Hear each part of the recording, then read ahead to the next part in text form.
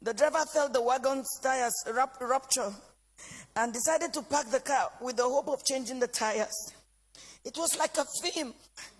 In a GC, motley crowd of armed men in military uniform came out of the bush. They fired at the boot of the car. Ahead of us, 5 of them came out of the bush. Another 2 came from the rear. My daughter screamed, "Mommy, Daddy, what's going on?" There was no time to say a word. They marched us through into the bush, firing into the sky. They hit me on my chest, hit my daughter on her head. Blood oozed. At this time, it was better to kill me. I shouted at one of the armed men. His response was hell. He went straight for my private part, tore my dress with his gun. The others ripped my dresses. I was left with my undies. My husband and my daughter started crying. 2 of them dug their teeth into my breasts. While attending a secondary school in Adamawa, I had lived with some Fulani, so I understood a few Fulani words. I started pleading, at least for my daughter. To my shock, at gunpoint, they removed the dress of my little girl. One of them carried her on his head as a baby, on his head as my baby struggled, shouting, "Daddy, Mommy, what's going on? Help me!"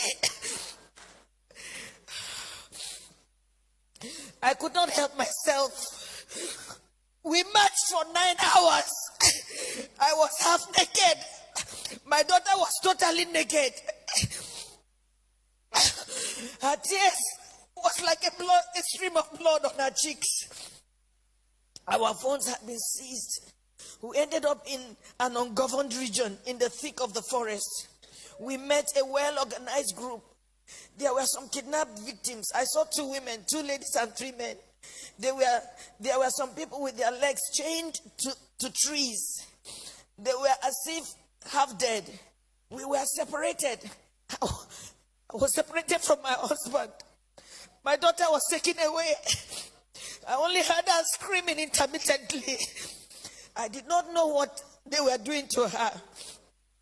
These men, now about 2 dozen, had a full kitchen. They had a huge camp and a traditional medical team. How can they say they don't know where these people are? How can they say that? But the camps appeared isolated from each other. We heard noises afar, indicating it might be nuclear settlements of camps. Right in my presence, I saw them pack the remains of a woman. They took her and buried her a few meters away from us. She had tribal marks. I cannot describe the agony of 6 days in captivity in this little piece. I cannot talk about how they asked my husband to choose between myself being raped or his daughter being raped. My husband broke down in uncontrollable tears. One of them hit him saying, "Yoruba bastard, you dey cry, idiot." They now gave him an option that he should be raped by one homosexual among them. My husband, a devout Muslim. My husband is a devout Muslim. He told them that homosexual and rape of any kind was against Islam. They hit him with the butt of AK-47. What do you know about Islam? You can imagine, you are being asked to choose between being raped by a homosexual, your daughter just 9 years old, or your wife being raped. They gave the 4th option. If you fail to choose one, we would rape your daughter, rape you, the man, and rape me, the wife. I made myself the sacrificial lamb. My husband begged, saying they should name any price.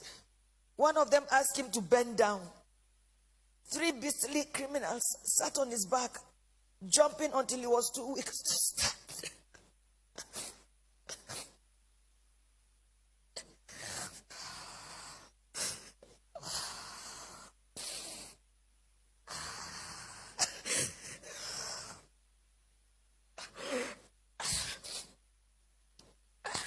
I was not allowed to put on any additional clothes. Imagine they rape you all night and they stop you from putting on any clothes for 24 hours. The rain fell once.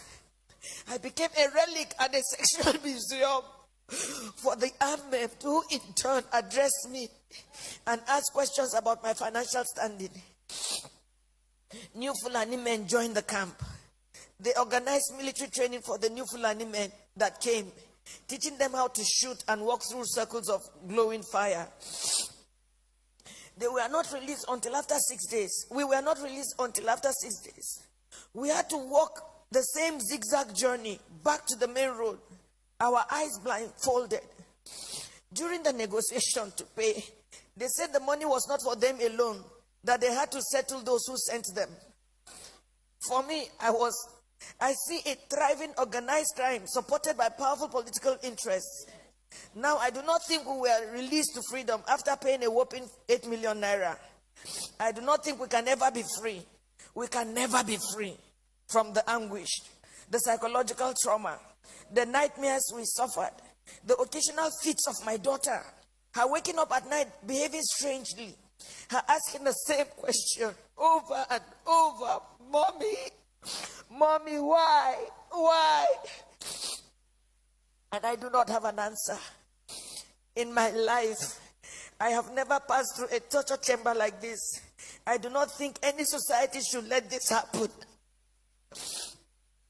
I do not know the fate of those we met and about 7 other people brought during the 6 days we were in captivity. What I saw was a nation that has collapsed, but pretends she lives. A people on life support. Crime is not restricted to Fulani people alone. We have Yoruba criminals, but I don't think Yoruba criminals are this beastly. These elements are savages. I can't imagine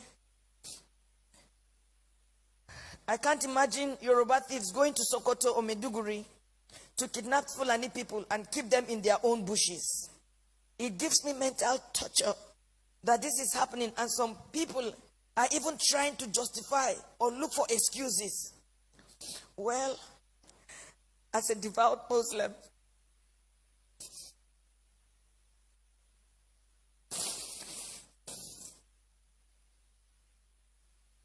myself and my family have taken solace in Allah. Not the Nigerian police, not the army, not the government. We have taken our faith the way it came. This is supposed to be fate. I thank God that we successfully returned to where we live, thousands of miles from Nigeria. We thank God that we have made a vow. Never shall me, any of my children or husband in our lifetime visit Nigeria again. Our remains, anytime we die, will also not be buried in Nigeria. It was a suggestion my daughter made, which we all adopted. I pity the country. I pity her people who continuously walk like the living dead. I pity those who parade themselves as leaders because they know nothing about what is going on and the abyss the country is sunk already. I pity Yoruba people. Oh, I pity you. I pity my people. For me, the issue is not about President Buhari. Democracy can produce anything, even the worst in the society. What I worry about is the conspiracy of silence by the people themselves. The ignorance, the treachery, and the illusion that one day things will get better through another election. Since I was born in Nigeria, each year had led from bad to worse and on and on. I do not have a solution to what is going on, but I think very soon hell will let loose upon the earth as long as there is no law and order and anarchy and the rule of brutes in the order of the day. Once again, there can never be anything more comforting than my husband, who saw what I went through, but was able to encourage me, and even encourage me to write this little piece after months of agony and sociological imbalance. Good night, Nigerians.